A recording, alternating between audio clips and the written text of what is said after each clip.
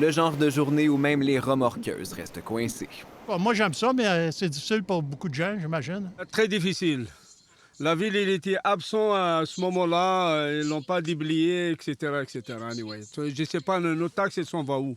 Vos taxes, réplique la Ville de Montréal, servent à payer les 3000 employés à pied d'œuvre pour mener l'opération déneigement, qui devrait durer au moins 8 jours. Si on est en mesure de faire du télétravail, on fait ça. Si on doit se déplacer, idéalement, on prend le transport en commun pour cette semaine. Le déneigement des rues où circulent les autobus est d'ailleurs priorisé par la Ville. Mais pour l'instant, l'horaire des passages est perturbé. On doit faire avec l'environnement dans lequel on circule, c'est-à-dire que nos chauffeurs travaillent très, très fort pour justement manœuvrer avec l'espace restreint dont ils disposent. Le métro devrait être privilégié, demande la STM. Mais encore faut-il s'y rendre.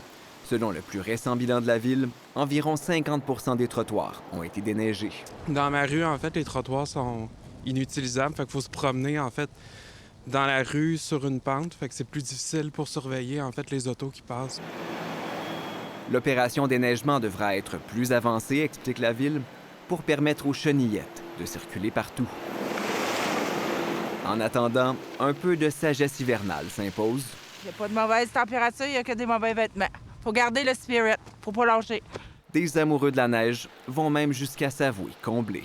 J'y allais l'année dernière justement parce que l'hiver était un peu plate. Et ben là, cette année, je suis servi quoi.